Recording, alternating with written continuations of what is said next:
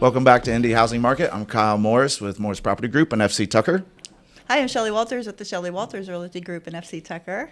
And I'm Josh Dilmaghani with Whit, Stag, Realty. It's awesome to have you on here. I know that you had reached out. I love you to death. You and I kind of got in the business Close at the similar. same time. Yeah. And both of us just stepped into like realms that we totally shouldn't have. You started a brokerage. I started a team. Both of us probably against everybody else's recommendations. But here we sit today, and we've done pretty well. And you and I think we've always just watched each other because we've been on a pretty similar timeline, if that makes sense. And we've had pretty similar kind of like trajectories as well, right? And obviously, like growing it in the same market was a big piece. 100%. And you and I also do things differently than other people to a certain extent. And Right. and there's a lot of flack we would catch.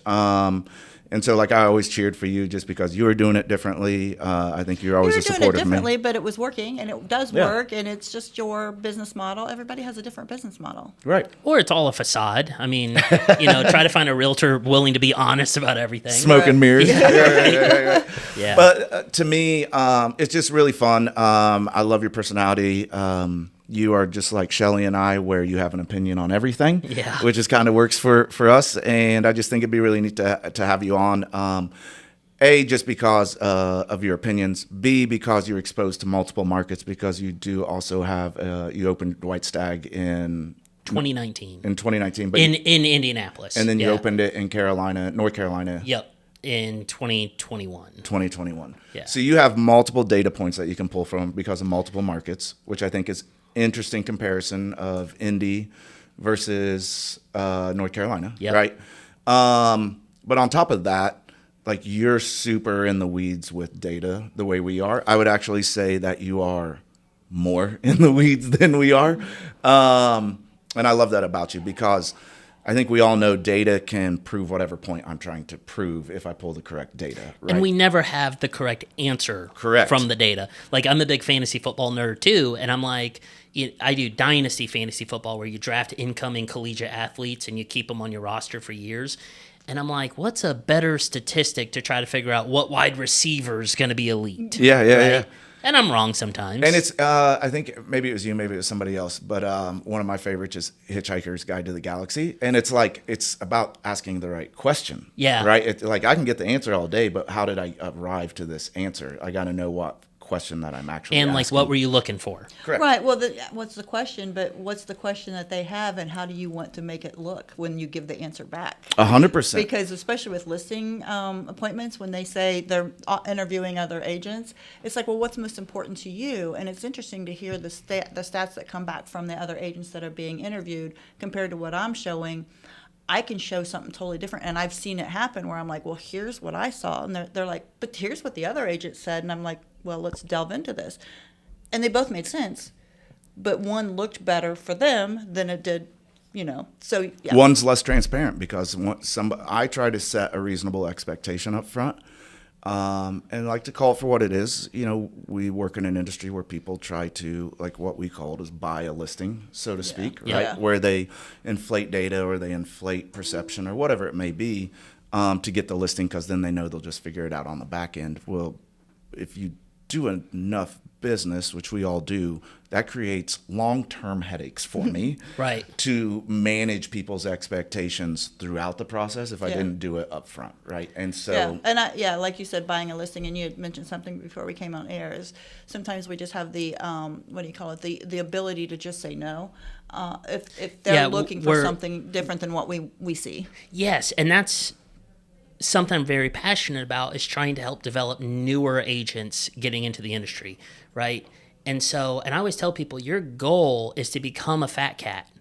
You want to be able to have someone have an unrealistic expectation, and you as a realtor tell them, I'm not willing to take this on as a listing at that price. Yeah. Right? I foresee 6 months of you calling me asking me what the heck's going on, and I'd rather sell houses. Yeah. I'm curious. So for me personally, I'm very specific with my team and my culture. I really only like new agents personally because I don't have to unbreak habits, and it's really hard to unbreak habits. and everybody thinks they can do it, and it's just a lot to deal with. Whereas, like, I'd rather just teach somebody this is a path that clearly works, follow it, but make it your own, 100%. right? And put your own personality on it. But, like, here's the playbook, right? And this is how it can work. And we've done it for multiple people and everything like that. My concern with, like, somebody who's more tenured, they're going to want to come in and alter the playbook, which, like, I'm open to doing that. But, like, we all have to start from the same playbook and alter that versus, like, swapping them out. Yeah, and for the agent that you add to the team, right, if they come in with certain perceptions, it's very tough for them to adopt your recommendation as a potential reality. Like, we added an agent 3 years ago, and she was great. She came in, she produced a ton of business very quickly, as I kind of thought she would. But then there was some shock of, like, you guys don't have a CRM? And I think I think it's just a database of all your clients. Mine's in my head. Okay, yeah, I'm like, we don't. And there's the culture shock of, you don't send mailers to every we don't. You can, but I don't think you need to, right? And when you bring on somebody with a ton of experience having success that way, it's tough for them to shift. It is. So we're 100% organic, word of mouth, all this stuff. I know you used to do Zillow, and when I was new to the industry, you had pivoted hard against. I don't want to say Zillow. My apologies, even though I just said it twice. The Z word. I mean, buying leads, right? So I mean, Zillow's a brokerage now, so it's totally different. So it doesn't really matter. But everybody knows, like, you used to be able to buy leads off of them, right? And you did it for a long time, and it was very successful. But then that changed, right? You specifically don't buy leads, but you spend money for search engine optimization, which you're like a pro at that. Because I don't need to buy a lead if people just find me when they look for something, right? Like, it's similar. That's the hope. That's the hope, right? For me, like, I do it with branding and word of mouth and all these other things. So, like, we each do it a certain way. But if somebody wants to come to my team because I provide leads, like, I provide overflow and I can help create business, but I need to teach you how to create your own business. Right. That's the most real frustrating goal. thing is, but there are teams, there's actually brokerages that say, There's whole come to me brokerages, and we'll yeah. hand you leads. But what is the saying? Teach something somebody to fish and you'll eat forever. I don't know what that conversation is, but I don't want anybody coming We just to me. butchered that. I know. A fish in the bush is worth two in the. Okay. But the point The is, Pope's Catholic, something like that. It's not coming to me and expecting that I'm going to just hold your hand the whole way through, because real estate in the end is a people business, and you need to just get your about people relationships. and get relationships, and then business will grow. But just hoping that something gets handed to you is not a way to make the business work for anybody, especially us. We don't do it that way. I call it feeding the bears. So, like, That's better than the fish. Well, so in 2020. Well, let's hear the analogy first. Hold on. In 2020, so I crunch our own numbers in addition to market data, and White Stag had produced about 45% of the business that our team had closed that year. And while it is something I take pride in, you see signs that the agents aren't willing to go out and produce business. They're not posting on social media. I'm like, hey, your profile picture is a dog. We should probably change it. It doesn't even say you're a real estate agent. Right. And so I told the team on one of our last team meetings, I'm like, hey, my prerogative is I don't want to feed the bears too much, like those nature reserves where the animals become dependent. Right. And so we added like 5 or 6 more agents the following year, and that number came down to about 30%. I'm like, okay, that's a healthier, because for me, and to your point, Shelly, I don't think I was doing a good enough job either teaching people how to go out and get it or building the urgency. Yeah, because they didn't have to. Right. Right. Well, the other thing too, though, is we talk about the stats, and isn't the stat that I don't know what it is, and you might be better at it than me, that 90% of agents who start are out within 2 years, period, because they thought that everything was just going to come to them and the business would be easy, and that isn't. So most people leave, and the ones that are left are the ones that figured out how to go get business, and a go get business is not just sitting back and hoping the phone rings, because the phone doesn't ring. I don't know. I mean, I know people who. Yeah, I mean, there's cold callings, there's Red X, there's mailers. I mean, I don't do any mailers. I don't paper my own neighborhood. If a client needs me to, or more specifically, if a buyer is looking for something specific, I'll go paper a neighborhood for, like, hey, we want a house in this neighborhood. Like, I don't have a problem doing that. Or I've cold knocked on doors But for a buyer who's interested in a property that may not be on the market, I don't just go knock on people's doors. I just, honestly, between the three of us, like, I just do enough business. I don't have time for it. Right. Well, yeah, and back in the day when I started, it was for sale by owners and expireds. There's your Yeah. easiest way, right there. They're all raising their hand. They want to sell their house, and whether or not they were able to, with or without you, is you going in there and showing them why they should be using you. For sale by owners have been very difficult in the past couple of years. He loves FSBO. He loves talking to FSBOs because he murders them with data. I hate it. I hate talking to FSBOs, but that is our bread and butter. Well, I'll just say, I hate talking Yeah. to him, but I do it every day. that's how my business started with for sale by owners. Right. And I could get every single one I called. Today I don't even know what I was saying, and I don't think I could do it today. But then when I needed that business, I knew exactly what to say, and they were in my hand within 20 minutes. But I just talked to a for sale by owner because my buyers called and said they wanted to see Yeah. that house. They can't do it. They just Right. don't know how to do it. So I call her, and she's just like, I said, I just didn't know if you were going to be interested in paying a buyer's agent if I bring a buyer to you. She goes, why would I do that? You know, I went into that conversation. She goes, well, I didn't even think I would have to do that. And I go, well, you might not. But here's the other thing. She's like, I said, I need to see the house. And she said, well, we're doing this and that. And maybe, and it was like 5 days before she'd get me in. We finally got that appointment. And she's telling me how the phone's ringing off the hook. And I'm like, Yeah, with And other then- realtors. Yeah. she did say that. She did Yeah. say that. And I go, I know they all want to list it for you, right? She's like, yeah. She goes, But "None they of have them-" a buyer too, they no, say. No, she said Yeah. none of them had buyers. That was really funny. They flat out said, I don't have a buyer, but let me list your house. But the next thing is we got in. She was telling me how I don't even know if it's going to be available for you in 5 days. Well, I'm like, well, who's going to see it because you can't show No, it unless for they 5 call days. before me. Yeah. Right. And I'm seeing it. It was Sunday morning. Oh, we're going to leave town now for 5 days. We'll show it to you next Saturday. I'm like, how? Just give me your key. That's what we do in the real world. You're gone. I go in. I'm a professional. I show the house. And, Or you know, take it off the market. You're racking up days. she's answering phone calls and getting nowhere. But- it's like, what do you do? And I don't. I'm gonna say this in jest, but when you're calling a FSBO, you know I've bought multiple FSBOs in my career. I know going into it, I'm dealing with a specific personality already. Yes. They know more than me. They Right. can do everything better Yeah. themselves. That's Their right. home is Smartest DIY. guy in the room stuff, right? Yeah, all of the finish work sucks. Yeah. They're like, I put new shutters up on this, and that was $10,000. And like, You're like, cool, they're that- crooked. And that was 40 years ago. Yeah. My favorite thing with FSBOs is when they say, why would I pay a buyer's agent? I will pull up the last listing and be like, well, when you bought it 2.5 years Right. ago, I assume you didn't pay your agent because your agent was paid by the seller 2.5%. And they're like, oh, okay, I hadn't thought about that. It's like, well, You did. yeah. And so that's kind of, I mean, I'm not going to sit here and say it has to work that way, but I do personally think it's equitable. If the seller pays the buyer's agent, right? If they choose to, they don't have to. And then when you buy and then when you sell, you pay the incoming buyer's agent. Well, so I did the math, and you tell me if I'm wrong, and this has been in the back of my head from the day I started. If you're being a for sale by owner, let's just pick a number, and you say, I'm going to put it on the market for $300,000, and somehow you were good enough to figure that out because of the stats of the past 6 months, and you are correct. Which is that it's really worth- hard to price a house if you don't have access to an MLS, for the record. So let's just say they knew what they were doing because they're smarter than us. $300,000 is what they came up with because the past 6 months, that's showing that house is worth $300,000. Right. Let's take the 6% average commission potential, 5%, whatever. That's $18,000. Your house is worth $282, Yep. not $300. Because you're not paying the commissions. You don't want to pay the commissions. Well, all of the other houses paid the commission, so that's built in there. That's my thing about for sale by owners. That's a good point.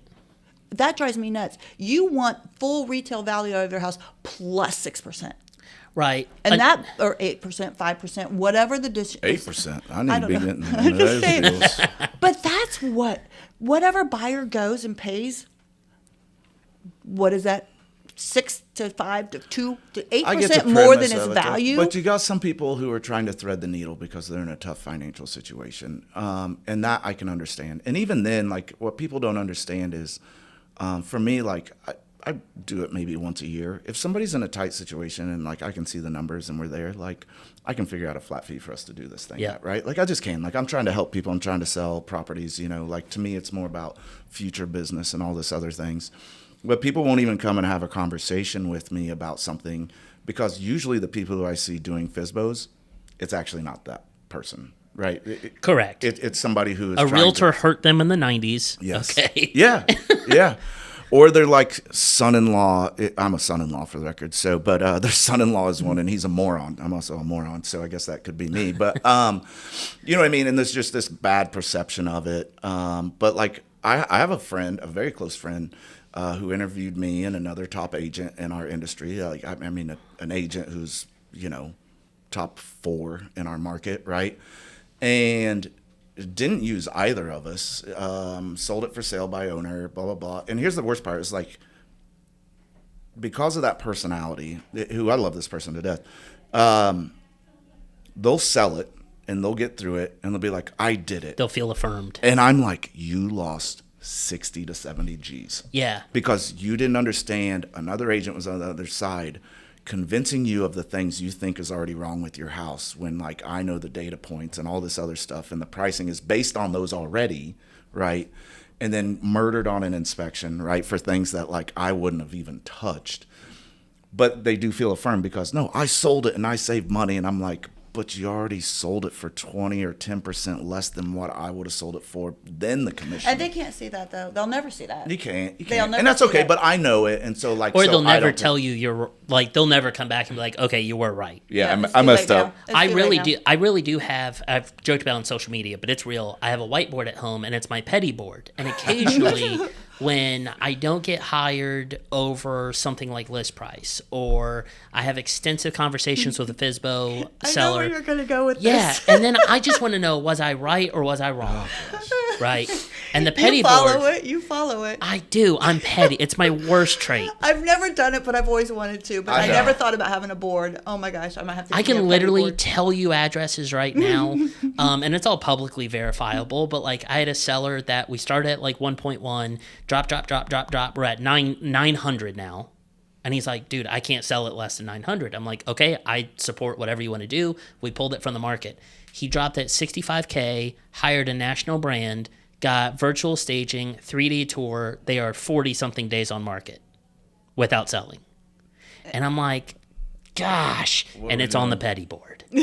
One more thing too with FSBOs, because this is a bulk of my business. I always tell them, I'm like, your goal is not just to cut your costs. Your goal is to maximize your net proceeds. Yeah. And I take them down this path. I'm like, if you were running a McDonald's and you wanted to just cut costs, you would fire everyone, you would turn the lights off, lock the doors, quit ordering food and paper supplies, and technically you would no longer be a restaurant. But if you want to maximize your net proceeds, you lower the cost of your food, you train your staff to do really good. Like you hire good talent. invest into running the business. Okay, so cutting costs, I think, is deadly. Maximizing net, I'm here for it. Yeah. Well, and like I was talking about the listing I did this week or past weekend, 5 offers coming in, but they came in at different times. The juggling that I had to do and the conversations I had to have to get in the extra 3 that weren't going to be coming in, to get those 5 offers, and then to negotiate between all of those 5 offers, Right. and to get 10,000 over list. Guarantee nobody could have done that if they've never been trained in it or never done it like 4,000 times we've done it. Well, in the when past you're year. for sale by owner- so they wouldn't have gotten that extra 10, and they probably wouldn't have gotten the 5 offers. They may have gotten 1, and they would probably have been lowballed. I don't know. Again, I can't watch the past or the present because, I mean, I just know what happened. But I just sat there that day going, after having the conversation with the FSBO, like within that same 24 hours, going, no way they could have done this. But here's the other piece to that. So, what the one I was talking about had that ability. There was interest in it, and because there wasn't a professional involved, didn't know how to funnel everybody together to create a sense of urgency, to notify all parties there's massive amounts of interest, have a highest, like you don't even have a format besides Or a text form, messaging a form. to be like, hey, highest and best by Saturday. Don't even have the wherewithal to do something like that, or to then market it, to not just have, that was the organic interest. Imagine if you actually put it out in front of everybody. Like, it would just be so much more. And I'm just like, And you guys are talking pre-contract, but there's also post-contract until closing. inspection. Yeah, that's a Yeah. whole nother, We helped a Title. buyer buy a home 2 or 3 years ago, and it was a for sale by owner, and so the sale price was like $265 or something like that. The appraisal came in low. The seller literally called me. I was like, well, what do we do? And I'm like, do you understand? Like, we represent the buyer. It would not be in our client's best interest to give you any kind of advice. You should hire a realtor, in my opinion. They didn't, and so they ate 10 grand on the appraisal, and so the appraisal also caused the deal to delay a little bit. And so by the time we finally closed, it was like a 65-day transaction, and in that time, a neighbor listed at 290 and sold for 313. So our buyers got the home for like 255-ish. And But they saved payment. And they carried But they another sa- mortgage. And they saved in there, more. too. But they Right. saved money. That's what they wanted to do when they started the whole process. They saved money. But man, great for our buyers, because it's Right. like Stole the house. Yeah. It's hard, but and so I never worry about that stuff too much, just because. I don't even know how we went down this road. Somebody said Fizbos, and I went, Yeah. Well, for me, like, I'm just never going to convince them of my value, and so it's a No. wasted effort. Right. For you, it's part of your business model, so like Right. it's easy for you to convince them of your value, and then it's a numbers game at that point, right? Like, Yep. you're not going to get them all. It is what it is. I dealt with like your petty board, like when I was brand new, and I did it once, and afterwards, like, whether I felt better than or less than, I didn't like the fact that I felt was potentially going to feel either one of those things. Yeah. And so I've just always stayed away from it since. The only reason I know about this one is because he's a close friend, and he was afterwards, once he's in it, he's like calling me about the trans, like, Right. well, still using me as the agent, although Right. like, Needed your help. well, whatever, is my homie, so it is what it is. But I don't like where it puts me, because I already know one of those two things is going to happen. I'm going to feel less than because maybe they were right, which is very rare, but it could happen. It can right? happen, yeah. But most likely I'm going to feel better than, and then like end up putting them in a position where like, I don't know, like, it just doesn't make me feel the best. Because I mean, I'm sure all of us here, I just had it happen not too long ago, maybe 2 months ago, but this all happened like multiple years ago. My first example of it, where an agent went in, bought a listing, priced it significantly higher than what I thought it was going to price at. There's no data to support what they're going to get, and they sold it, and it appraised, and they got it. And you're just like, wow. doesn't make sense to me, man, but whatever, good for you. You know, Yeah. I have seen that, I just have. And it just is what it is. Well, this market's crazy anyway, It because is, we've it seen is. where people will pay whatever. Yeah. I just want the house. Okay, so just let's never- let's pivot real quick. Let's talk about like what you think is going on with the market. So for me, I know that May was historically down since lowest May we've had since 2007. And you asked me what specifically. I'd have to look back at what it was. I think it was pendings, closed, all of it, right? New listings, whatever. We'll just take the whole gamut and roll it together. But the market in general was down in May. And I think we all felt that, right? Past 3-4 weeks, Well, there's been a sorry, significant I didn't pickup. interrupt, but we talked about that we had been saying in February and March, it's going to pick up, it's going to pick up. And I think 2 weeks ago we said it didn't. Well, it did. It did into March to like mid-April, right? But we thought it would just keep going. It didn't. just went I didn't anticipate it screech. stopping. Yeah, it just went to a screeching halt. Because we were doing escalation clauses and overlists like at the beginning of the spring market, and then it just fell off a cliff. Right. It was weird. I think I posted on Facebook like the third week of May, and I'm like, I think the turn is happening. Yeah. And then you start seeing the price drop data hit, days talked on about market that. going up, inventory increasing. And these are good because when you talk about the market dropping, it's really Stabilization. normalizing. Yeah. Yeah. Right. But I attribute and I'm interested what you guys think, but I do think one still lingering effect of COVID is sellers have this expectation that it's got to be a quick sale, Yes. Oh god. and there's no backbone there. Or you it know? should be a quick sale because that's what their neighbor did. Right.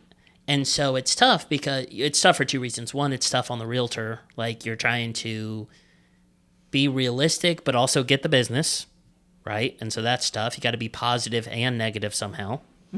And then it's tough on the seller because a lot of people may make their plan, we'll list first week of June so we can be on our new home for the new school year. And it's like, you might not. And Setting expectations is the biggest part of every part of that. but it's hard. Like the one we're dealing with right now, we set the expectation right. This one you said about 30 days. Yeah. They heard what they wanted to hear. Yeah. Because of other previous stimuli, right? And it's like, hey, hopefully average days on market's 30 days. Hopefully in 2 weeks because it's a really good house, blah, blah, blah. And it's looking like the 30 days situation. And I've never felt 30 days feel like so long as it does these days. Yeah. And Back on top in the of day, that, 180 days was kind of normal. And then you were worried. so here's the piece that I, as we were talking about this, I just realized like we haven't super quantified. So average days on market is currently 30, which also I hadn't thought about. Average. Yeah, that's average, and also inherently implies under list price. Fair? Like as people who practice real estate, when's the last time you wrote an offer on a house that's been on the market 30 days, unless like with your situation where another offer came in because there's previous interest, when's the last time you wrote full list on a house that's been sitting on the market 30 days? Because I can tell you right now, for me, it's never. Yeah, if it's not my buyer's idea, it's my advice. Right. If they're not leading the conversation with how low can we go, I'm at least pointing out, guys, it's been like a month. Like let's see how the sellers feel because of what you're talking about, the Yeah. perception. Even though that's average days on market, they're panicked, Yes. and they shouldn't be. Well, I will tell you too, I just put a listing up, and I think we talked about this a while ago, of what I would do if I had a seller who wants to put up on the market higher than I think it should be. I always had a process, and what that would be is I had in the listing contract a definite date of when we were going to drop the price and how much we were going to drop the price. I just had to do that a couple of weeks ago, and she's like, I really want to do this price and whatever, and I wrote it and I did it, and at 2 weeks we had to drop the price, but it was already but she wanted to so adamantly, and I said, no, I don't see it. But sometimes you just have to do what your seller really wants you to do. But I wanted to set that expectation up front. Like you said, they didn't hear it. She heard it because I wrote it in the contract. Like, we have to consider in 2 weeks, if we're not where we should be, we've got to drop the price. As soon as I dropped it, got an offer. See, I'm close to wanting to do that. Same. Like, I was at a listing appointment Saturday, and I go into it thinking 700 to 725. I asked her number. She says 830, and I'm like, oh God, right. Show me how you got here. Yeah, right. And I'm like, man, I do want to put it in the contract that we would stagger price drops. And I had that conversation as a hypothetical with her. But then she asked how much would each drop be? And the reality is, my answer is it depends. Yeah. If we had no showings, it's drastic. Yeah, it's 20. Right? If we had 5 showings and positive feedback, I might say, let's skip a put price that drop. in your put it in there. It depends, and so let's quantify that. I mean, literally just putting it in writing, because Yeah. I mean, you have that conversation right now. Like you said, did they hear it all? No, they didn't hear anything you were saying. They just wanted to go on the market at what they wanted. They hear the good points. Yeah. And then if you said that, like, here's the rules. I mean, maybe it's an addendum because you can't fit it into that little section. It's an addendum of, here's our stagger. Right. This rule, this rule, this rule, because this is what I know. I want to do what you want me to do, but I kind of feel that we may be in trouble. And here's where I think we need to do and what we need to do. So here's another question then. So if you've been on the market, one of the things that I've always think is interesting, and we've dealt with it here lately just because listings sit a little bit longer, right, is when I get other agents who, and I know you've maybe had some questions or whatever, and like, holy crap, I actually get feedback for once, right? Yes. Like, let's just start there. Oh my goodness. And they're like, I've given up on that. well, somebody's like, oh, hey, like you did this price drop. And they're like, oh, you would have been better off painting it and doing this or like redoing the landscaping. And I'm just like, I personally have a belief structure around that. Like, you list it correctly, or like that stuff is pointless afterwards, because once you're on the market and somebody sees you, and you, like, let's say you stage it now, or like you paint it. But you can't go backwards. You can't, because You can't. most consumers, they'll just see the picture of the front of the house that they get to see as the first initial picture, and they'll never make it to picture 5 to see that you painted the den differently, because they've already gone past it, because they've already seen it. And it's a sunk cost, in my opinion, to do that stuff. Like, the only thing you really can do is adjust price. To go back and do more things to just try to get the price that you're at. I think you're just going to get hit twice. You're going to get dropped on price, and you're going to pay what you. I you agree. did. Yeah. But that's where we talk about when you put a house on the market, do You all got to that do it up right. front. But sometimes that's limited. There's no going back. If you don't do all that, you're going to take a price Sometimes hit. that's limited based off the seller, right? But I guess then the argument is then the pricing has to be adjusted if the seller can't. Do Or that. what if in the time it takes you to get all that stuff down, the market moves down a little bit? Which hadn't happened until this year. Yeah. Yes. Right. That I was mean, the I've thing. had 2 flippers this year fire me, and it's like because in January, February, I'm walking the home with them, and they're pitching the Yeah. dream, and May they're ready, and I'm like, I got some bad news for Right. you. Like we're gonna be sitting. Like Yes. yeah. Well, I know you came with some specific things you might want Let's to hear talk about about written there in front Oh, of gosh. you. So let's go for it. Okay. Okay, great. What is your least favorite metric or data point in real estate, and why? You go first. Okay, great. Mine, and I've ranted on this about this on Facebook. Man, price per square foot, yeah. and especially because a lot of FSBAs I talk to, they're like, "Well, my neighbor sold for $218 a square foot," and I explain, I'm like, "Look, it's a bad metric because your square footage is what it is. Like it's a fixed number. Yes. Price is rooted in interest rates, buyer demand, inventory levels, location, proximity, Granite, updated this, paint, no paint, bad carpet. quality. I mean, yes. all of that. And when I've seen real estate appraisals, I also point this out. You may see 4, 5, 6 comps on an appraisal report, and if you look at like the top line where it says the price per square foot of each comp, and it'll be like, well, this one was 171, this one was 230, and like even appraisers, that's not a factor in determining that this home is comparable or not. If there's a $50 price per square foot swing in comps, that metric doesn't matter Yep. because it's rooted in quality. So, and all those but other things. here's my thought on that. But do you think it's a good starting point?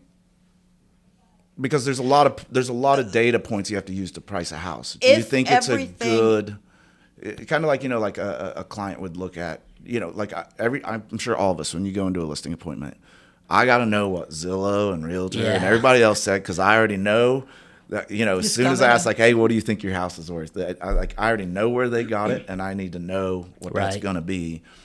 And so like to me, I don't think price per square foot is the end all be all because there's so much more to a house. But to me, it's a good starting point to look at. And then I start looking at the comps to try to figure out from there what I'm going to price a house. And it's just not straight price per square foot. That's for me personally. To me, I think it's an end point because I do everything first, and then I may go in and see how close am I to price per square foot to guarantee, or to answer my question in my head. Where am I? Completely agree. That's my end point. But here's the thing with it. If you said, when do you use it? I will use it on a 2020 to 2024. They're all the same.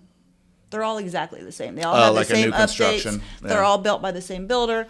It's the same neighborhood. If I stay within the same neighborhood, I can use price per square foot all day long. In my opinion, if they're within 3 to 4 years of age, to me, I think that's it. Because they're not going to have a number's real. reason to go outside of the neighborhood too. So another thing though, so to your point about this, why it can be so misleading, I interviewed for one for like a month and a half ago, and I just happen to own this type of house. It's a 5-level house, right? It's like, it's just a complicated kind of cool floor plan. They are out there. They They're are. weird. And I've it's seen a pretty, some. it's I love pretty it. cool floor plan. It is. I love it.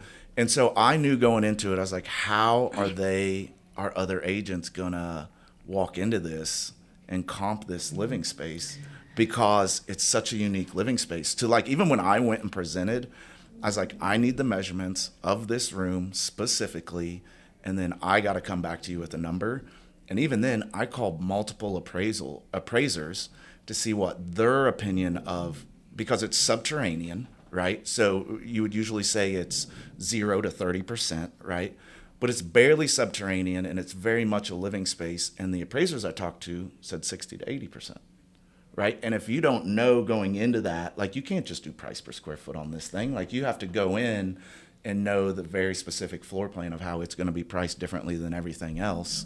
And like, I guarantee every other, I don't want to say I guarantee. My assumption would be that other agents went in there because it's a unique floor plan and did it based off of like a price per square foot you would off of just a regular house that's maybe 2 stories with a basement. We're also very adverse as realtors to look at a home and be like, hey, this one's tough to comp out. We always want to pretend like if you got a 5-story home, and I assume it's probably like, I was in a home that I think was 5 stories one time where you're on the main level and there's like a half flight of stairs down to a living space and then another half to a basement. Is it a Fisher Homes? Yeah, it's a Blair. Nice. Yeah. Okay, yeah. I toured one And in like I love Greenwood. that floor plan actually because it isn't 9 stairs, all 5. When like we say 4. 5 levels, Yeah. it's just little steps here But to like, here to here. but I guess my point is, if I was going to a listing appointment at your house and you're like, "What's my home worth?" I'd be like, "Bro, I don't know. I'm not positive," right? So, but I've done that. So, like, I've had some kooky houses where, like, I go into the listing appointment and I ballpark it, and then I get there and I'm like, I'm just flat out paying for a pre-appraisal here. Yeah. So, my house on Meridian that I listed, you know, it was a mid-century ranch, and like, I don't know, it's worth like $300 to $2 million. You know, Right. like, it's so weird. I was like, we're just gonna get a pre-appraisal. I had one down in Greenwood in Perry Township. It was a gorgeous house. And it had like 150 G's in the backyard with like a pirate ship, for goodness sakes, right? Like, it was Sick. It was dope. And I was like, I don't know what your house is worth, man. Like, I don't know how to quantify this because nobody's going to say this is a $7,500 bump on an appraisal. Right. I just paid for a pre-appraisal, and then we get it, and then we price it there, and then we, you know, I'm like, if I get phone calls about it, like, I got appraisal if you want to see it, you know? Yeah. You got to be able to know where something is so unique. I need literally the person who's going to determine price on this to come in to a certain Well, extent. price per square foot too bothers me because basements aren't included. But I'm sorry, but if it's an unfinished basement versus a 2,000 square foot finished basement with a theater room, and so the way they say it's not a value, I mean, then you have to really figure out, like you said, what an appraiser is going to do to give that value of the differences in that basement. Like, it could be the 2,000 square foot house or basement that was finished very lightly compared to what the neighbor did with, you know, $150,000. So to that point, what do you think about pools? Oh, okay. So on my petty board, right? All right. Sweet. So so one thing real estate has taught me in almost 6 years is I don't believe anything anyone ever says. It's not that I don't trust people. So to not trust is malintent, but to not believe is just, I think, practical, right? You have a bit of cynicism. A bit, yeah.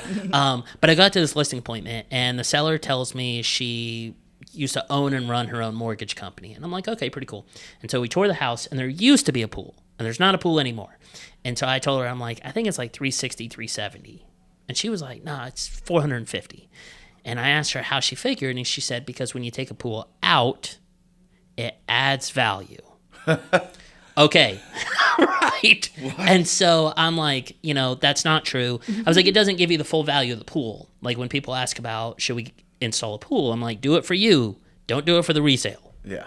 Because I think where you're going with it is pools are only like $15,000 or $20,000 in most appraisals. They're only which is a valuable joke. to the person that wants them. Yes. And the other thing about that too I'm is, about to put a pool in also. but listen, But though, you do it for you and your I'm kids. doing it for my kids. Yeah. And the thing is, though, the 35% of the buyers out there that want one will pay the value of that. What you're asking Right. is, what is that And value? the 65% of buyers out there that don't want one have had one before. Yeah. Exactly.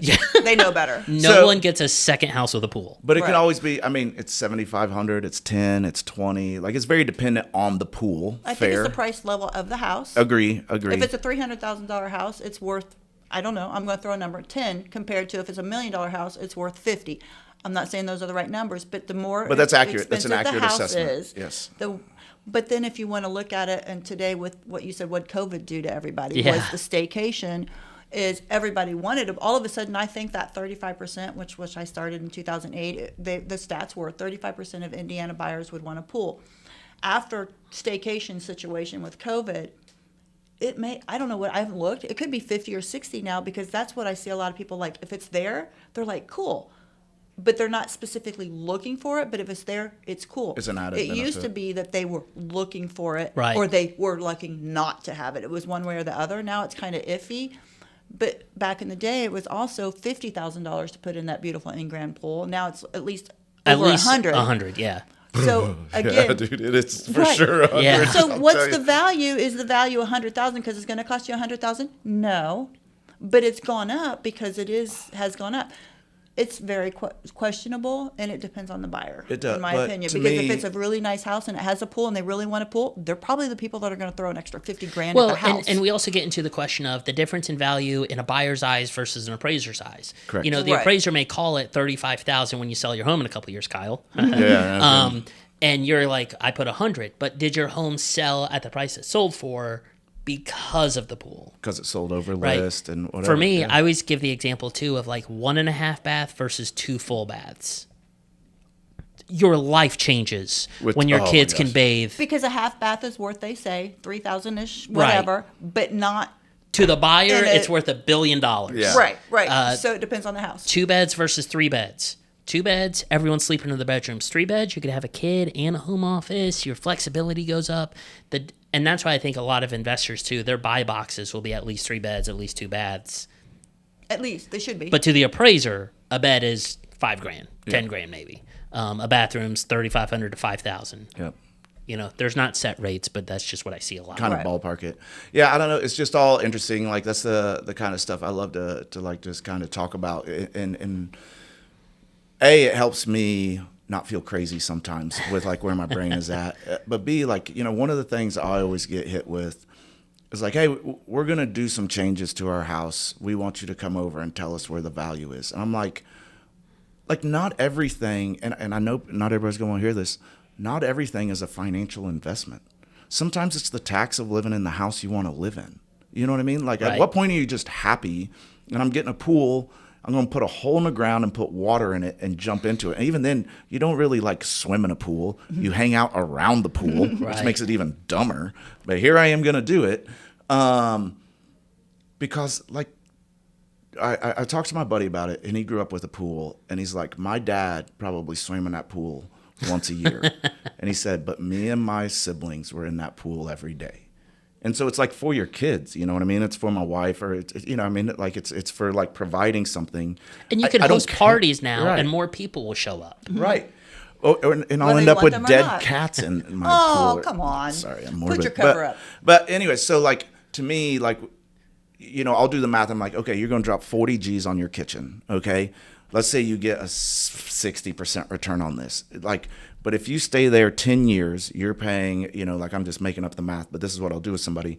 You're paying an extra $20 a month for the next 9 years to live in the kitchen that you want. To have sage green cabinets with Right. gold hardware. Yeah. That will be dated when you sell it. But, So, but you know what I mean? But I just had somebody ask me, they wanted to know, they're not selling anytime soon. I was just visiting them, and they said, I really, really want to repaint this wall because it's got some chips in it and whatever, but it's red. I think I should probably neutralize now, right? And I'm like, are you moving anytime soon? And they're, no, I have no plans. I go, then keep it the color you want. You're living here. The people who do things to think about the sale whenever that's going to happen is not correct. If you're thinking of selling in 6 months to a year, maybe you should be thinking about it, but not if you're going to be living there. Just Yeah. enjoy your home. I don't know. It's just all interesting. You know, people, I think we all get it. Like, do you think this house is worth this? I mean, it's kind of worth what you want to pay for it. Like, that's just the We end of the learned that day. in 21 and 22. Yeah. Right? What's it worth? I have no God, idea. I have never been more wrong about property valuation in 2 years. It didn't matter. Yeah. We did. We just throw a number out there and see what happens. I did Literally, it was one- crazy. Well, I mean, when we look back, you know, when you talk to anybody who comes into real estate 5-10 years from now. I'll tell my grandkids Yeah. one day. yeah. Back in the day, man, we just threw a number out there and whatever And happened, it happened. stuck. Right. I always have one story where, like, it was early in COVID, and I had a client, and they missed out on like a $20,000 escalation, a 50, an 80, 100. You know, like it's just insane. And they wrote on this one house just a blank check, right? Right. It wasn't, but it was like 250 over list. Like, swear to you, it was insane. And I thought the house was overpriced by $5,000 in the first place, right? And the crazy part, and it was listed by an agent. She's an amazing agent. I think the world of her. That's just kind of like where I was looking at the price. I was like, I don't know, it's maybe 5 over, but like, why not push price? Dude, that thing appraised at Right. 200 over list. And I was like, I'm sorry, what? And we brought no extra cash to the table because it appraised for $200,000 over list. And I have no idea how. I had to have talk to a therapist about Yeah. this offer I'm writing. I'm like, man, this could like destroy somebody. And so then it just gets into like, I don't know, like we just do the best we can. And like, I have a good point. And to them, that house, even though it appraised, they were willing to pay that price because they're moving from New York and they want to be close to their daughter and their grandchildren. Well, and they become their own comp. So sometimes I point that Instantly, out to people. yes. I'm like, yeah, now the neighbor's going to sell for $200,000 more than they should have. Okay. Anyways, we're going to have a volume 2. But no, you're correct. As soon as this people are like, you're going to overpay for the house. Well, but as soon as I overpay for the house, it's now used as a comp for all other houses to raise their property values. And that's what all the institutional investors did as well. Like, you buy a home in a subdivision for $10K over list. Oh, yeah. Well, now the neighbor list, you buy that one for $10K over their price, and now you just raise the value of your other home by $20K. Yeah. Yeah, that was crazy to watch. It was, yeah. And to hear people say that was happening, I'm like, what? And then you started paying attention. I'm like, they really are. They're making their own market. They literally were making their own and market. The pendulum always swings. Like, it swung back against them for the yeah, record. I was like, they didn't maintain. They didn't maintain their items. They bought way too much rental inventory. So now rent in some areas is going down. Property taxes went up because they jacked up the prices. The cost of homeowners insurance has gone up just because like labor shortage, materials, whatever. Yeah. And now some of them are trying to sell and they're struggling. Yeah. They're sitting. Oof. And because a lot of them, they don't show well when you go to look at them. Right. They've been vacant. They've been poorly, like, I don't know, like. No one's giving a crap about the house. They have been in years. rentals, and that's what happens to a rental. Okay, let's go to your next one. I loved all your questions you brought up earlier. Okay, great. Okay. Probably a can of worms as well. How has being in real estate changed you guys, either personally or professionally or both? Loaded question. Shelly. Oh, me? Okay.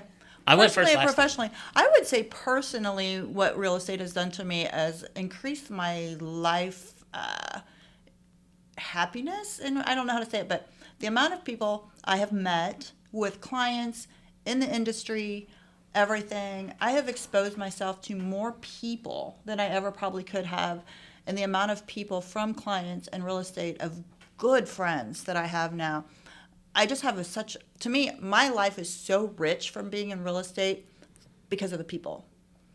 The part of whether or not I'm doing this as a living and making money at it is awesome too, because it has provided me to do some things. I was a stay-at-home mom for 20 years before I went into this. So when I started to do this. And a Colts cheerleader, come on.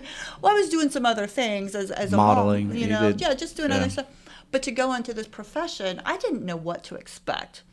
I just knew it sounded fun. I was probably one of those people that enjoyed seeing houses, the design and all that stuff. I had friends in the business. I was going to be a private detective or a real estate agent. That's a whole nother attitude. One of my goals in life is to solve a homicide, so I'm in that same mind space. Well, my daughter is all into that, so you could watch her. She mods some of those podcasts. So anyway. Okay. I was going to do one or the other. And so anyway, that's my answer is my life has just become so much richer. I would never have been able to meet and do the things that I have done if I hadn't been in this business. So that's mine. Let's see, for me, professionally, it's made me realize like what I'm capable of.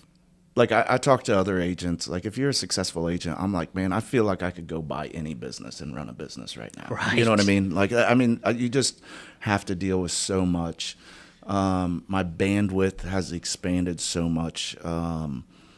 My ability to problem solve on such a massive scale, and to remain calm in all the chaos, I think is a learn. I hope for most agents it's a learned skill set. I'll be honest, I see agents who have not learned that trait yet. But for me, and then professionally, like to be able to uplift people I care about also professionally and change their lives monetarily.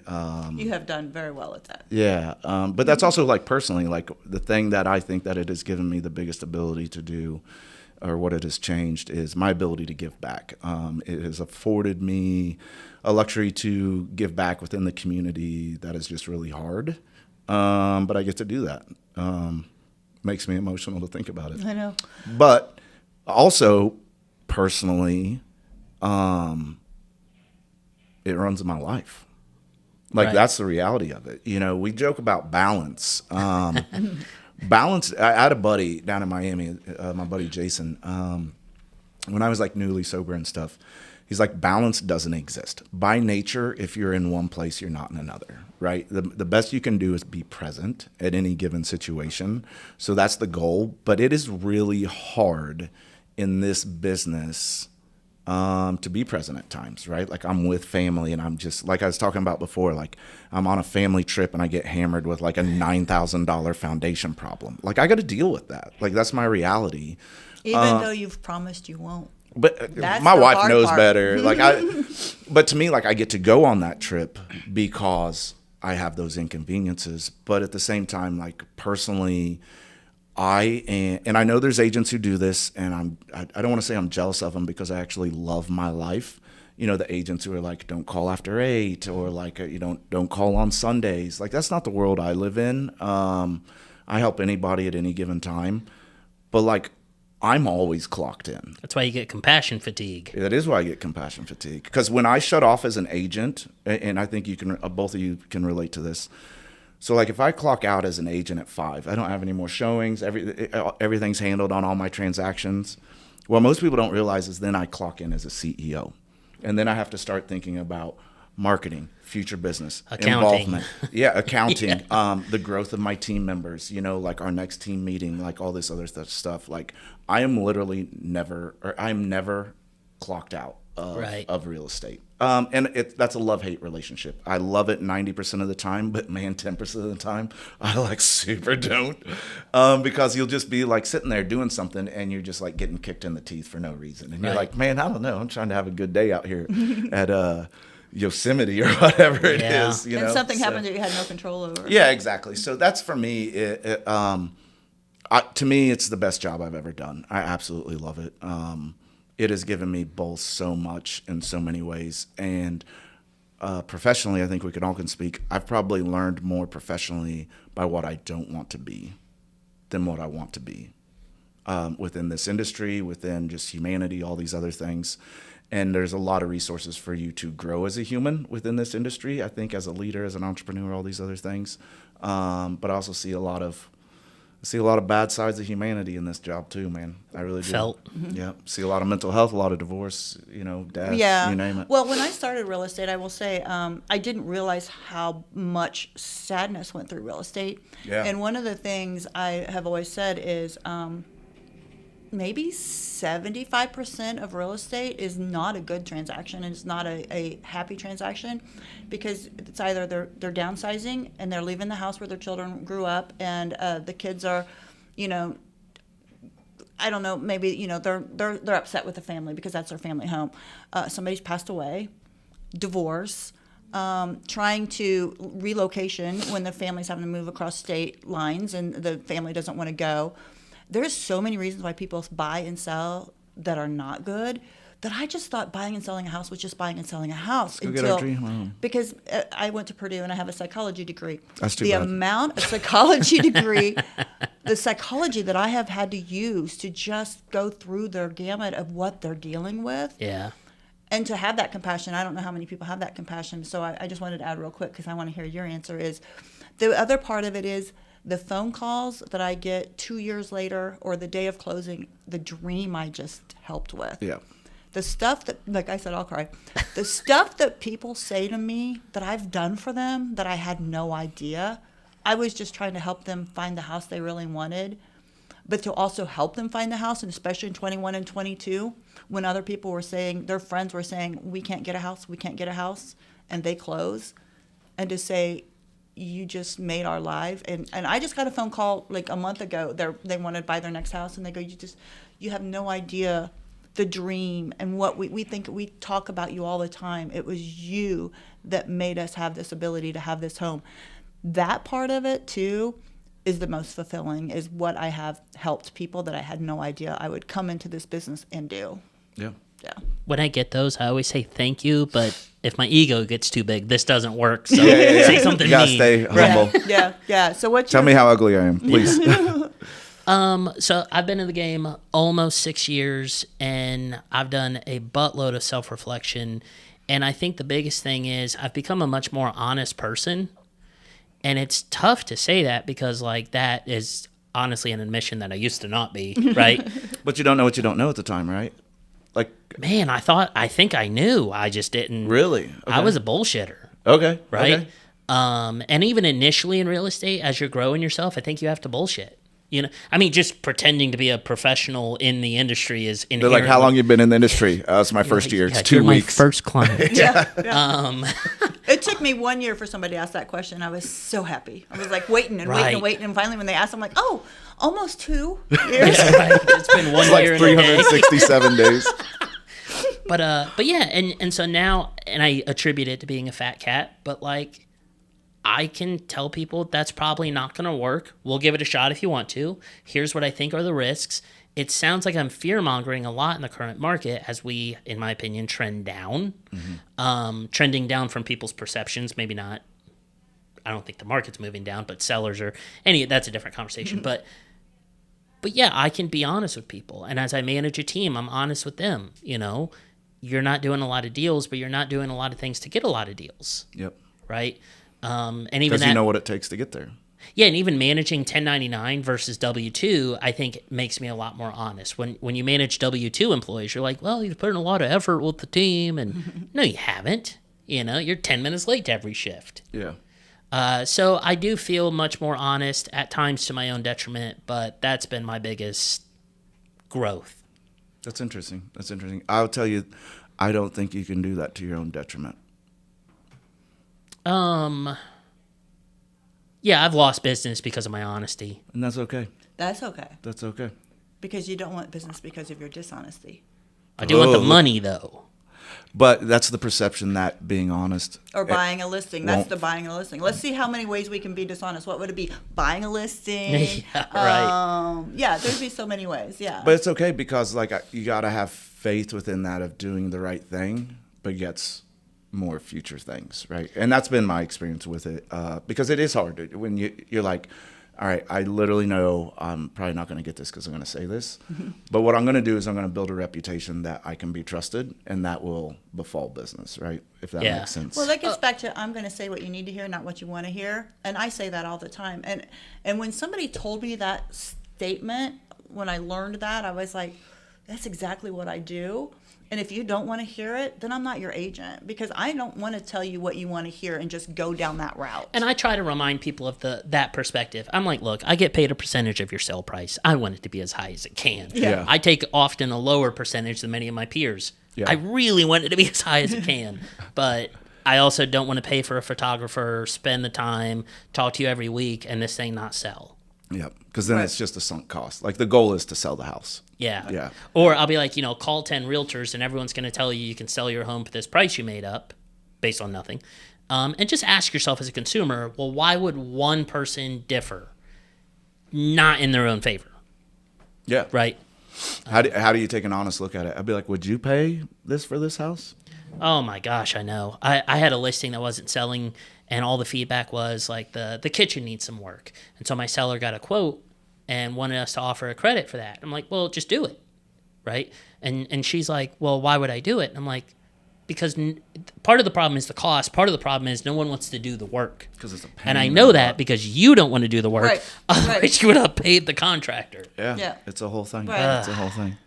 I don't know. It's just really interesting. Like I reflect on that stuff. Just like, I guess I don't tend to think of like how, like I know I tend to be self-deprecating by nature. And so like Another word for the week. yeah, but I'm just on this journey, man, and I love it and all this stuff. But like I do reflect very often on like just how blessed all of us are. Like going back to like what you said at the beginning, I mean, it's a 90% failure rate in this business. Man. It's crazy. So like not to just be like, A quick failure rate. right, to not just be producing, but producing it at a high level, and all three of us to then be able to help other people learn how to do that. Like it's a beautiful thing, man, and I don't take it lightly whatsoever. If you ever read, one of my favorite books is Nelson Mandela's A Long Walk to Freedom. And in and he wrote it himself. And the last chapter, he's like, there's something cool about it. You get to the top of a mountain and you got to take a minute and pause and be like, whoa. But then you look in the distance and there's a lot more mountains. Yeah. And I think about that a lot. I've probably got 10 more years of mountain climbing, but it's like when we got established in North Carolina, and now I'm adding agents out there, and I'm like, I have a brokerage in 2 states. Yeah. Right? 5 years ago, The idea that even one succeeds for the record is like low. And you're like, Yeah, it is insane. Well, congratulations! You're doing awesome, That's though. awesome. Actually, because we do Thank watch you. you from afar. We do watch and see what you're doing and what you have to say, and enjoy your Facebook posts. So we'll have to give your Facebook page to everybody before we go out of here. But you just say what you think, and it opens up to many people to have To their, my own detriment. Okay. Well, other people have their comments, and it's just fun to watch, and it is good to see what people do say and whatever. When you talk about the mountains, I think we just left a huge mountain this past couple of years. Yeah. That was a hard mountain. oh my gosh. People I don't think know it was how- great for realtors, but do you know? I mean, you guys know. Fatigue. Oh my Yeah, gosh. 20 contracts on a house, Over and over and 160 over again. pages. Yeah, It's over and so over again. much. I have pictures of, because I'm still a paper printer. I print things out. I have God pictures. bless you. I know. I mean, that's me. I'm old compared to you guys.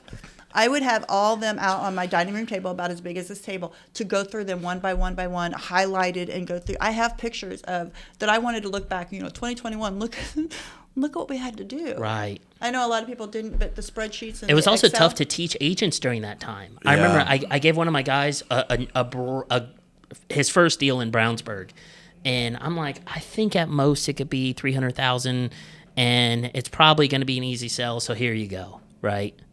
We got like 15 offers. It went up like 340. The deadline on the best offer is like 4 hours from now. Mm-hmm. It's like you can't teach somebody, or teach somebody to write that offer.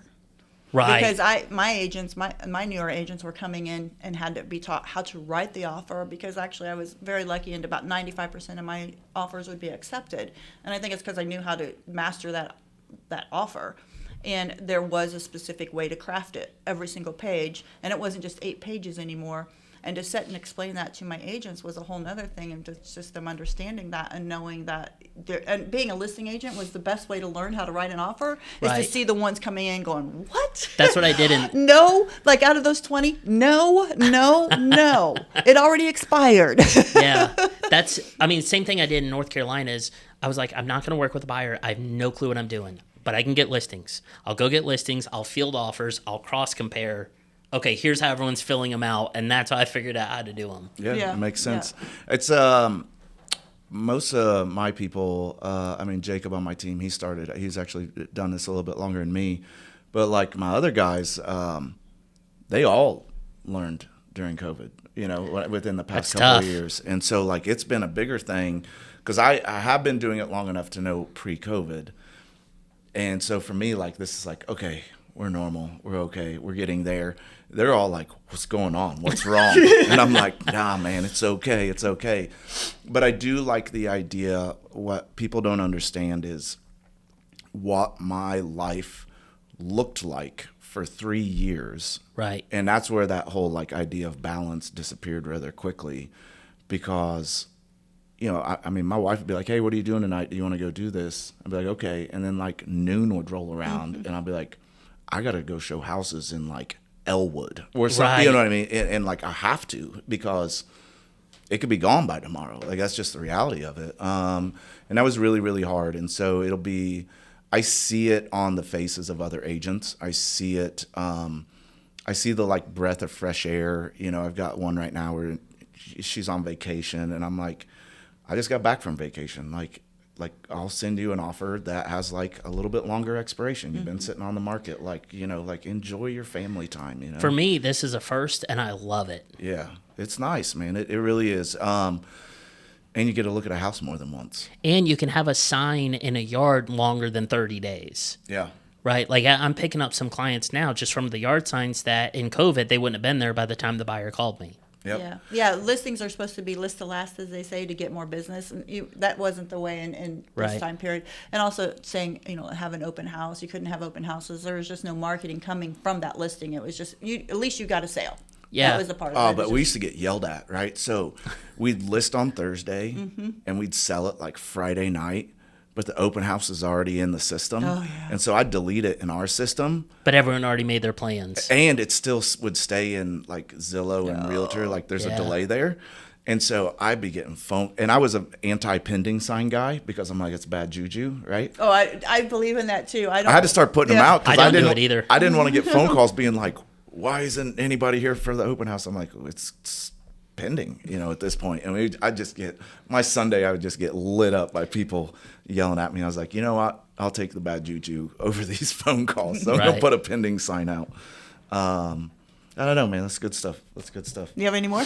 You had more questions? No. No. Oh, actually, one more. We can end on this if you guys want. How long do you guys normally go? Yeah, we go we've gone over an hour with Mayor Finkham and some other people. So, or you can make it 2 parts. That's fine. Yeah. No, we're not going to make it 2 parts. That's too complicated. As a producer, or you're going to increase Raquel's pay rate. That's how this works. Or speed us up when we sound like chipmunks. So, Shelly, you've been in the game since 2008. 08? September Okay. of 08. So, what is one way that you guys think realtors from the 1990s had a better existence than realtors today? And I can start because it's a point of passion with me. Go for it. Man. And actually, so this also affects personal life too, but professionally, the expectation people have that your realtor should always be available. I got a text at 1:30 in the morning from a client to let me know a neighboring home dropped their price. And I'm like, one, that could have been an email, or two, you could have just kept it to yourself because I watch it. Right. We kind of watch. Right. And I've had enough times where people contact me prior to, I think 8 a.m. is reasonable for business, and probably 8 p.m. in our world. Mm-hmm. But people call it 7:30. And just, and that or 7:30 a.m. or 10:30 p.m. Yeah. And just that lack of boundary. I'm like, if this was 1995, I had an office phone. Mm-hmm. There was no expectation that if you reach out in the evening, I'm getting back to you within a couple minutes. Machine. Right. I still, my grandpa sold real estate when I was growing up, and I still remember his answering machine for his office. That's crazy. And it had little tapes, right? Yeah. Wow. And it was Allen and Associates, and it was AAA, so it was first in the phone book. Brilliant, yeah. Yeah, you don't have to do that stuff anymore, right? But I would call him as his grandson and be like, "Hey, Grandpa," and be like, "Allen and Associates here. Your message is important to us, right?" No, it's really. I guess to me, so there's also on the flip side of this, there's a lot of pros. Tons Of pros that have happened since the 90s. The contrary is, the contrary is what was better back then for realtors? What was better back then for realtors? The pace. I would say the pace was my perception of the pace was much different. Which also I feel like if you're somebody like the three of us, you had a lot of time to do more research as you're working with clients independently on houses and things of that nature. And they had these books of listings and all this other stuff, and you could be much more prepared to help each individual client because the pace was slower and you could stagger how you're doing showings with people. This past Saturday, I showed houses at 3 different price points with 3 different clients. That's a lot. Right. And everybody else is like, "Oh, you're out working, good for you." And I'm like, dude, I don't think I'm in Greenfield, I'm in Chatham, it's across the board. And every buyer had a perception that you should know the year the home was built. Oh my gosh, yes. You're like, okay. What do you think this is worth? Seems priced well, I don't, because it's just so hard. Hoping the agent did their job. I would have had to spend 2 days to be as prepared as I would really want to be to handle that. And they were set up Friday, late Friday, that's just how it kind of works, and it's, but that's okay. I like operating in that environment, but I was just going to say, for you to know all that is seriously though, if each buyer, let's say they see just 2 houses, if they aren't interested in either one of those, for us to take that time that it would have taken to research everything we should know about that house to go into it, and they're not interested, we just wasted a ton of time as well. So I don't have to do as much research because I have more research readily available at my fingertips. So that was one of the pros. I can operate at a much quicker pace. But for just stress and lifestyle, a slower pace would be lovely. It's the access by phone is exactly where our pace is sped up because they expect us to answer. I know that I would sit and, I would be like, okay, I've got my time. Like you said, it's after 5 or 6. I'm still working. And I would sit in my computer in my bed and start sending out emails at 11, 12 o'clock. They start answering. I'm like, no, I'm not really working. I'm just working, not to have you respond. Right. I know what you mean. And then they start responding like, well, what do you think about this? I'm like, oh, God. And I didn't know that you could actually schedule emails. So I learned to do that because darn it if they wouldn't just expect it because I'm emailing that I'm ready to work. Yeah. Right. And they do, and they just expect that. Or, like I said, the agent, I know that, the seller was supposed to be getting them into the house, my referral to another agent in another state, and the seller didn't, and the seller didn't, and the seller didn't. Yep. And the agent finally got in on Friday and was leaving for a vacation on Saturday, and he would be back like next Wednesday, so in 5 days, and they fired him because he didn't get those comps to them because he finally got in the house. Well, he'd been asking for 8 days to get into the house so he could do this for them, knowing he was leaving town. I mean, the expectations of we do have to have a little bit of a life, and sometimes that's not accepted, and I don't understand that. Right. I'll throw out one more. Competition, just the amount of competition we have, right? Yeah. You go pre-2000 when it wasn't cool to be a realtor, right? And we weren't selling Sunset. And then Instagram came along. Right. In 2008, there were 4,000 agents in the Indianapolis area. We now say there's 10,000. So Yeah. that was a big difference. But that was 2008. I'm sorry, it was like 6,000. It went down to 4,000 by 2010. Right. And now you're saying we're at 10,000 is what they're saying now. So, yeah. And then you look at transaction count, and at one point, kind of on the tail end of COVID, we basically had 4 realtors in the market for every home that was selling. Mm-hmm. And so it's like if you have a listing agent, a buyer's agent, statistically, 50% of the market isn't doing anything. Correct. And that's a conversation at a listing appointment. Right. And competition also does, one, it makes it tough for us to stand out. 2, when there's that many new or newer realtors that don't know what they're doing, they help fester the public perception that realtors suck. Yep. Right? And then 3, really I don't have a 3. I was going to say 3, there's like this endemic, like part of the issue is it's so easy to become a realtor now. I don't know what it was. It's easy to be a realtor, to become a realtor. It is not easy to be a realtor. Right. Yeah. And sometimes I hide behind that. I'm like, guys, I took a 90-hour class. Like, give me a break. Yeah. Right. Yeah. So it's interesting, though, because I agree with you. I think the idea that more competition keeps everyone honest, I don't feel like that's been the case. And I don't want to imply that my industry is dishonest because I don't think they're dishonest. But you are talking about people putting food on their plate and providing for children or spouses or just keeping the lights on, whatever it may be, right? Like this is a job for people. I don't super mind the competition just because for somebody like the 3 of us, like it does, like I know you said it's hard to stand out, but I think with like how the 3 of us operate, I do think it's easier for us to stand out. No one listening to this episode has ever heard of me. I totally disagree with you. I'll be shocked. No, I promise you. I doubt that. Promise you. But, and to clarify, I'm not upset with competition. I think it breeds success. But there's a difference between having 5-on-5 on a basketball court and if you were to do 40-on-40. There's just not enough space. There's not enough space to operate. I will say one of the things when I first started, I'm so competitive, and I'm competitive against myself first. So when I first started, one of the first things I saw is about 3 months into it, and I was, going out in my FSBOs and my expireds and making phone calls and stuff, and I was bound and determined I was going to sell 50 houses in my first year, whatever. And I will say, everybody who thinks that, they may not be able to do this business, I sold 12 houses my first year. I did 10. So, do you remember how many you sold? Yeah. It's hard. So, like, I started in April. April to December was maybe like 6 or 7. I think I was around, by the time like April came back around, like the full calendar year, I would probably say like it was 10 to 12 area, right? But I felt like it was backloaded for sure. I had expectations that if I was going to be a good realtor, I needed to be selling that 50 in my first year. That was just the number. So anybody who's just starting, know that that's just a number that you should be going towards, maybe 5 or something. But the thing is I saw that I think at that month, 1,600 houses had sold in the 16 donut county.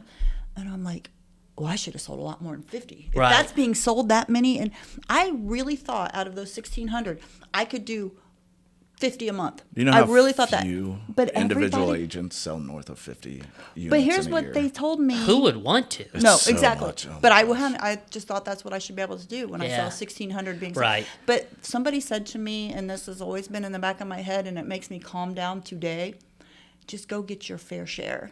Yeah. We can't do as much business as there is out there, how much competition is out there. Just go get your fair share, make your life comfortable, and do what you're comfortable doing. And that calms me down, because I was, for that first year, thinking, I'm not doing enough. I'll never be good, because I'm not selling 1,600 a year. If I can sell 1,600 in a month, if we can, I should be in a ton of those. And that's impossible. It's so bad. But I don't know, our industry as a whole, like, I do think is improving. I think it's a 2-step forwards, 1 step back constantly with us. I do think we're getting better. We do have stuff going on with the media. We have stuff going on with the economy. But the reality of it is like, if you're a good agent and you're an honest agent and you're a hard worker, you will be fine no matter what. Like, I just truly believe that. Like, I'm not worried about any of the other stuff. I'm just going to keep doing what I'm doing. You're just going to keep doing what you're doing, and we'll be fine. But it's hard. Kyle.Morris for president. Yeah. I don't know if I pass a background check for that one, but like, it's just really interesting, man. I go and talk to new agents. You specifically like to hire new agents. I know that you teach a lot of people as well. Like, I just want people to be better so they do get to experience like what we have got to experience. And I was able to get where I was, and I don't know if you went through this, but I definitely did.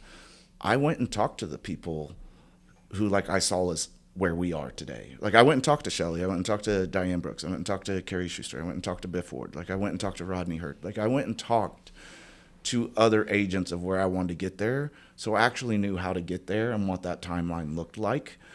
Because I think most new agents are intimidated by that, to go ask, to imply they don't know, right? Which everybody knows you don't, but you know what I mean? But you can't admit it. You can't admit it, right? So I just did. And I learned to be more tolerant and compassionate with myself from my journey. And I think that's why I succeeded, because I knew what the journey actually looked like, instead of thinking, to your point, that it would happen in that year, right? I'm amazed how many times I have people come up to me, and I don't even know I did this, and it just happened to me a couple months ago. Somebody came up to me in our office and said, I just want to thank you. When I first started, you actually sat on the phone with me for about 45 minutes and explained something to me, and that just meant the world to me, that you would have that time. And I'm like, she goes, What's you her probably, name again? I know. She said, you probably don't remember that. And I'm like, no. But I have that once in a great while. And agents who aren't willing to sit and share what they know and help the new people, I did the same thing. I had questions. I went up to the heavy hitters, and I'm like, what would you do with this? They all had time for me. And I can still tell you who, Michelle Shepard, first transaction I had was with her, and that girl helped me all the way through it. And she did not look at my MyBoard number and go, oh, you're new. She looked at me and said, let me help you through this. Yeah. And from that girl doing that to me, is where my mindset went from there on. Is like, I will look at your MyBoard number and see, but I'm like, oh, you are new. Do you know this? Oh, let me help you this. You forgot to do this. I'm not here to beat you up because you're, out there trying to figure this out. I want to help you. Did you have anybody that would help you with that stuff? I wish. Well, part of it too is a little bit different for you, is because you were an independent owner of your own brokerage, right? Technically, no. So I got a sugar daddy, and he had held his real estate license for years, never sold a house. Oh, your partner? Yeah. Okay, yeah. And then our agreement was he put all the money up to make the company happen. I did all the work. Yeah. But he owned it for 2 years, and then I had the option to purchase half the company at 2 years, and depending, if it would have been doing bad, I wouldn't have done it. Yeah. That was a win-win for you. Yeah. Yeah, and Shelly, I want to comment on what you said too about helping that agent for 45 minutes. It'll sound for a moment like I'm disparaging realtors. It is what it is. The bar is very low in our industry. Agree. I think it's even lower for leadership in our industry. Definitely agree. There are so few people willing to take a risk on a noob, a real risk, right? There are a lot of firms, and if Tucker does this, I'm not commenting on Tucker, just in general, there are a lot of firms that charge monthly fees to all their agents. I have an agent on my team that was paying $960 a month to have his license held. In my opinion, that's crazy. That's no risk, right? I'm going to take on this person to make $12,000 this year. I don't make a penny till somebody on my team makes a penny. And so I really am trying to take a risk and identify the people that I think will be good fits in the industry in terms of professionalism, right? Mm-hmm. But man, I don't see that enough in my opinion. There are a couple realtors with other firms that have helped me out over the years, and I will hit them up and be like, hey, this doesn't happen enough. That's 10 out of 10. But that's part of why I wanted to come on this show is I know both of you guys are leaders in the industry, and in my opinion, you do it well. That's the nicest and only nice thing I'll say. I'll now recede back into my character. I'm just an idiot who somehow ended up here personally, but I don't know, man. I really appreciate that. So like I do think that's interesting. I know like for us in particular in our brokerage, you don't owe that money until like sales, if that makes sense. You know what I mean? Yeah. So it's not like, I think car dealerships do that now also. I'm trying to think of a good way to put that, but like there's firms that are, and I get it, you know, it's just not for me. They're like, hey, you know, you don't work for us unless you sell a certain amount. And right. I'm like, I don't, you know, like I get the point of that. I get the idea of it for sure. I mean, but you get to that. So everybody started their first day. Yeah. And nobody knew where you or I was going to be on that first day. And there are certain people that I think, I will say, Kurt Fancher, my mortgage person, who took me under his wing when I said, how in the world do I read this settlement statement when I got my first closing? And he spent an hour with me. Now, he didn't have to, and he could probably go, you know what, I don't know you, you're brand new, you're probably never going to give me a dime, so I'm not going to help you. But you don't know who's going to be good, who's going to be bad, and who cares? If somebody's reaching out for help, like, I like teaching and I like to help people because if they need it, I have the people that help me, I want to give that back, and I just enjoy doing it. I think it's I get that question too with or like, you know, I mean, I think we all have experienced, you know, where you get recruited by somebody, right, a different brokerage or whatever it may be, or I'm sure with you, people try to assimilate your brokerage or something like that, right? And for me, it's always interesting, you know, people will be like, I'll be like, I'm just loyal because these people, you know, they believed in me and put effort into me. Like I really do believe like Tucker did do that for me. They trained me, they believed in me, they put effort into me, knowing everything that they knew about me.